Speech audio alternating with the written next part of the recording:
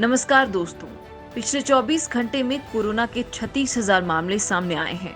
इसी बीच दिल्ली में कोरोना टीकाकरण के लिए स्वास्थ्य कर्मियों का नामांकन शुरू कर दिया गया है। वहीं भारत के ड्रग्स कंट्रोल जनरल ने जाइडस कैडिला को तीसरे चरण के ट्रायल की इजाजत दे दी है। इसके साथ ही ब्रिटेन ने कोरोना वैक्सीन के टीके लगाने को लेकर एक बड़ा ऐलान किया है। ऐलान के मुताबिक वैक्सीन के साइड इफेक्ट पर सरकार मुआवजा देगी। दोस्तों, इन खबरों के साथ ही हम आप लोगों को बताएंगे कि हरियाणा सरकार के मंत्री अनिल विज कोरोना पॉजिटिव हो गए हैं। लेकिन बड़ी बात यह है कि 15 दिन पहले ही उन्होंने कोवैक्सीन का वॉलंटियर के तौर पर डोज लगवाया था। जाइडस को तीसरे फेज के ट्रायल की मिली मंजूरी। दोस्तों, कोरोना के कहर के बाद अब दुनिया भर में वैक्सीन को लेकर चर्चा है। इसी बीच भारत के ड्रग्स कंट्रोल जनरल ने जाइडस कैडिला को तीसरे चरण के ट्रायल की इजाजत दे दी है। इससे पहले भारत बायोटेक और ऑक्सफोर्ड वैक्सीन को तीसरे चरण के ट्रायल की इजाजत दी गई थी। दरअसल जाइडस कैडिला ने अपने एक बयान में बताया है कि उन्होंने देश भर में दूसरे चरण का ट्रायल पूरा कर लिया है। इसी महीने में 20 से 25 सेंटर्स पर 250 वॉलंटियर्स के साथ ट्रायल शुरू कर दिया जाएगा। जाइडस कैडिला ने कहा है कि दूसरे चरण के मानव परीक्षण के नतीजों के अनुसार उसी कोरोना वैक्सीन प्रभावी है। इस वैक्सीन की एक ही खुराक दी जाएगी। जाइडस कैडिला के चेयरमैन पंकज पटेल के मुताबिक अभी उनका लक्ष्य मार्च 2021 तक वैक्सीन का ट्रायल पूरा करने का है। दिल्ली में कोरोना टीकाकरण के लिए नामांकन शुरू। दोस्तों, दिल्ली सरकार ने कोरोना टीकाकरण के लिए स्वास्थ्य कर्मियों का नामांकन शुरू कर दिया है। सरकार ने स्वास्थ्य संस्थानों, नर्सिंग होम, ओपीडी और क्लिनिक को नामांकन के लिए अपने कर्मचारियों के नाम भेजने के लिए कहा है।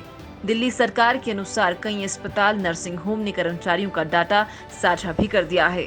सरकार की ओर से जारी बयान में कहा गया है कि कई छोटे बड़े अस्पतालों ने अपने कर्मचारियों का डाटा शेयर किया है। सरकार अन्य स्वास्थ्य सेवाओं के कर्मचारियों से भी अपने नाम भेजने का आग्रह करती है। ये data Delhi state health mission की वेबसाइट पर अपलोड कर सकते हैं। इसके साथ निजी स्वास्थ्य सेवाएं अपने कर्मियों का डाटा इस वेबसाइट पर लॉगिन करके अपना डाटा अपलोड कर सकते हैं। बायोलॉजिकल थेरेपी भी कोरोना में होगी कारगर। दोस्तों, कोरोना से बचाव के लिए टीके के साथ जल्द ही दवा भी मिल सकती है। देश में पहली बार संक्रमित मरीजों के इलाज में इस्तेमाल होने वाली दवा को अंतिम परीक्षण की मंजूरी दी गई है। Zydus Cadila company biological therapy के जरिए मरीजों का उपचार कर रही है। दूसरे चरण के परीक्षण में जिन 40 मरीजों को दवा दी गई थी, उनकी स्थिति गंभीर होने से बच गई। साथ ही ऑक्सीजन की कमी में भी सुधार देखने को मिला। कंपनी की एमडी डॉक्टर शर्विल पटेल ने बताया कि drug controller general of India से अनुमति मिलने के बाद देश के 25 अस्पतालों में भर्ती 250 मरीजों पर परीक्षण होगा।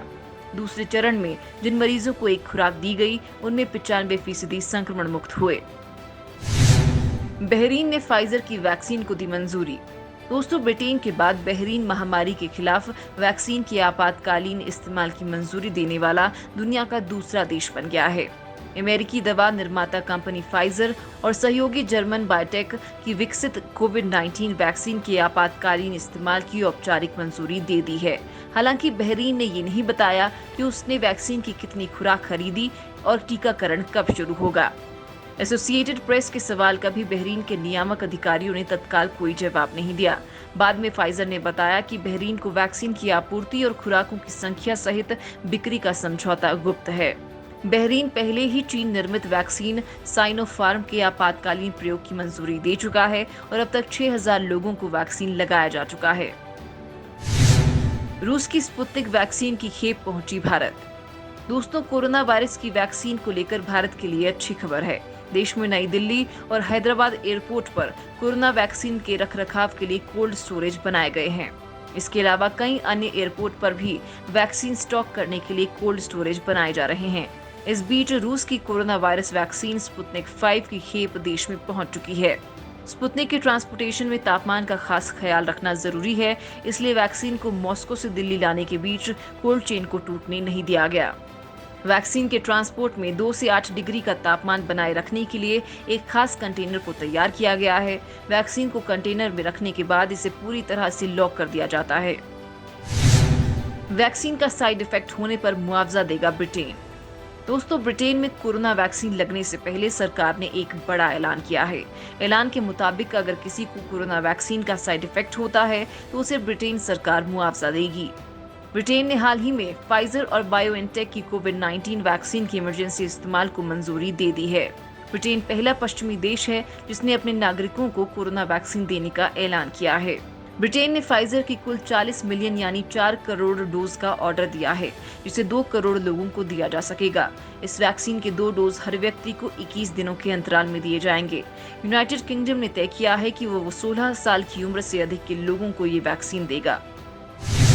कोवैक्सीन लगवाने वाले अनिल विज कोरोना पॉजिटिव। दोस्तों, हरियाणा के स्वास्थ्य मंत्री अनिल विज कोरोना संक्रमित पाए गए हैं। उन्होंने खुद ट्वीट कर इस बात की जानकारी दी है। फिलहाल सिविल अस्पताल अंबाला कैंट में उनका इलाज चल रहा है। सबसे बड़ी बात यह है कि 15 दिन पहले अनिल विज ने कोवैक्सीन परीक्षण में वॉलंटियर के तौर पर खुद को टीका लगवाया था। बावजूद इसके वो कोरोना पॉजिटिव पाए गए हैं। बताया जा रहा है कि पहला टीका लगने के बाद अनिल विज को 28 दिन बाद दूसरी डोज दी जाने वाली थी। डॉक्टर उनके शरीर में एंटीबॉडीज बनने का अध्ययन करने वाले थे, लेकिन अब उनके कोरोना पॉजिटिव पाए जाने के बाद टीके पर सवाल खड़े होने लगे हैं। भारत बायोटेक और भारतीय चिकित्सा अनुसंधान परिषद की दवा कोवैक्सीन के तीसरे चरण का परीक्षण चल रहा है। राजस्थान में नियम तोड़ने वालों पर होगी सख्त कार्रवाई। दोस्तों, राजस्थान में कोरोना विकराल रूप लेता जा रहा है और इसी को देखते हुए राज्य में अब कोरोना के नियम तोड़ने पर सख्त कार्रवाई के आदेश जारी किए गए हैं। मुख्यमंत्री अशोक गहलोत ने अधिकारियों को निर्देश दिए कि राज्य में कोरोना वायरस के संक्रमण की चेन तोड़ने के लिए जरूरी है कि स्वास्थ्य संबंधी दिशा निर्देशों का उल्लंघन कर दूसरे लोगों के स्वास्थ्य को खतरे में डालने वालों पर सख्ती बरती जाए। इसके साथ ही उन्होंने कहा कि अधिक संक्रमित इलाकों में दिन का कर्फ्यू फिर से लगाने पर विचार किया जा सकता है।